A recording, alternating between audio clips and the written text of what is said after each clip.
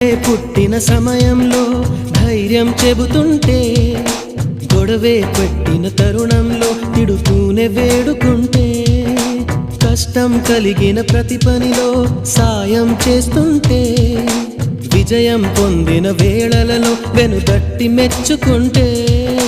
దాపరికాలే లేకుంటే లోపాలను సరిచేస్తుంటే, ఆట పాట ఆనందం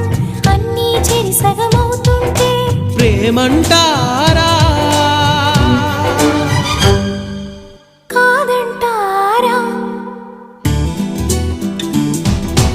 ఒకరికి ఒకరై ఉంటుంటే, ఒకటిగా ముందుకు వెళుతుంటే